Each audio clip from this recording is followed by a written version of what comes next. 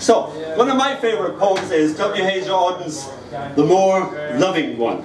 And I like it because of the lines, if equal affection cannot be, let the more loving one be me. And that's what I live my life by. That's inscribed in my heart. It'll be inscribed on my tombstone.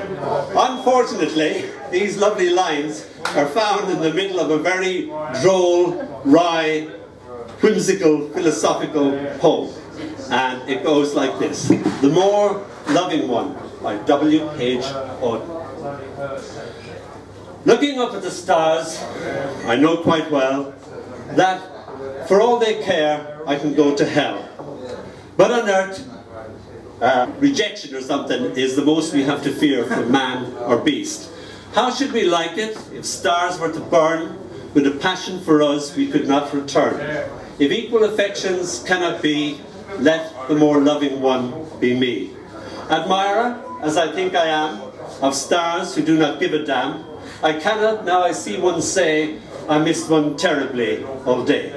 We're all stars to disappear or die. I should learn to look at an empty sky and feel its total dark sublime. That might take me a little time. Thank you. Right, it was Mother's Day yesterday. Have we any mothers in the audience? And so this is my thing for my mum. I wrote this when she was still here. I had 7 sisters.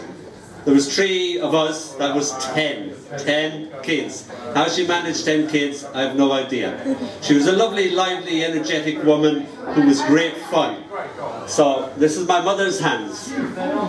My mother's hands washing potatoes, washing kids, washing pans. My mother's hands on bitterly cold days, pegging yet more washing on a pregnant line. The line grown nothing but nappies, her hands blind with the cold. My mother's hands ironing clothes, ironing countless knickers for my 7 sisters. My mother's hands taking my hands in hers, such love, such laughter. My mother's hands putting talcum powder on yet another baby's bum.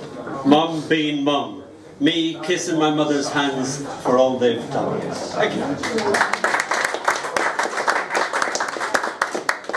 And to try and understand your mother's mind. This was a very peculiar lady in that she was open to everything, anything, and we used to play together quite a lot.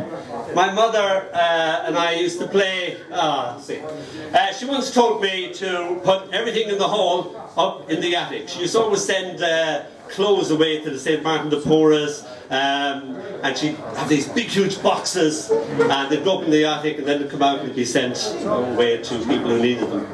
And I said to her, will I put everything up in the attic, love? And she said, yes, everything, annoyed. Didn't I just say everything? Yes, everything. So, I got the boxes, I put them up in the attic, I got the linoleum off the floor, I rolled it up, put it up in the attic, my bicycle was there, the bicycle went up in the attic, there was a crate of milk of 23 bottles, for 10 kids, remember? All that went up in the attic, and then I put myself up in the attic, then I pulled the ladder up, and closed the attic and said, okay love, everything's up in the attic. And I won't tell you what she said because it was rather rude. But that's the way my mum and I used to go on together. So, I think I understood my mum's mind quite well. This is called me Mam's Mind. If you fall off of that wall and break both your legs, don't come running to me. Could never understand my mum's mind and how it worked. One moment she had half a mind to come up there and get me off that wall. Then she was in 2 minds about whether to tell me to stop. Go ahead, kill yourself, see if I care. I'm warning you, child. If you fall off that wall and kill yourself, I'll personally come up there and murder you myself, so I will. I used to watch the words climbing out of her mouth and fly around the room looking for a place to land in my mind. Never cared whether she gave out. I just loved everything she said. The music of her and how she made the words behave. I came down and kissed her worry away. I'm sorry, man, I told her. and she cried.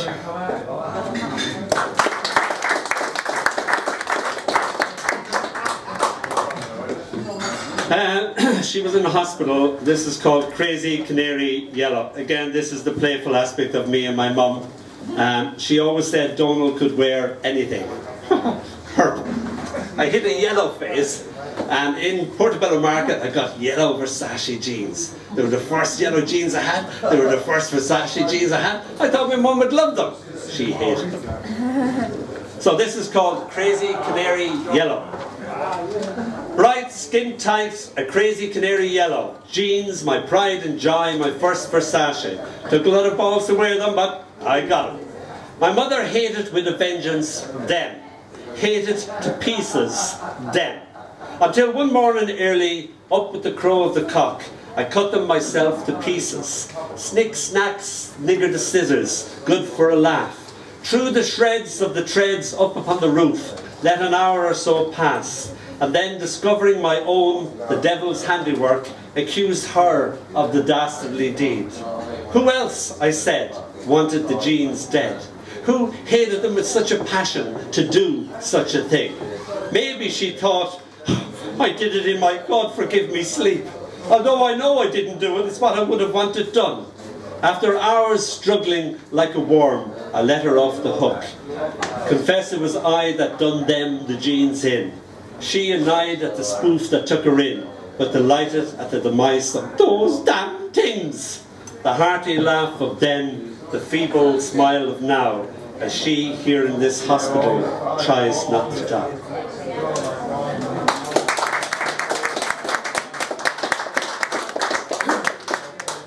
When she was dying, she used to love Nat King Cole.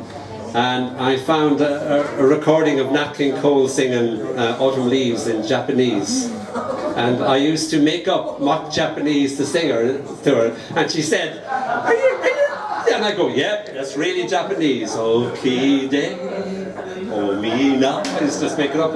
So I actually got the Japanese and learned it correctly. And when she was dying, I was singing this to her in Japanese, for real. And she said, I thought she'd like it, and she said, yes, love, yes, you were always a turtle out of Egypt. So, that's my mom. So this is called Meeting My Mother. Here I meet my mother, before she has even thought of me.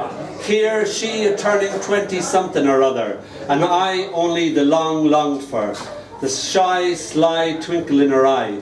And now I am her little boy, playing with photographs scattered across sunshine linoleum. Here now, I a 20-something or other, and here I am older than she was then, meeting my mother in the spilt photographs that scatter time across this autumn floor.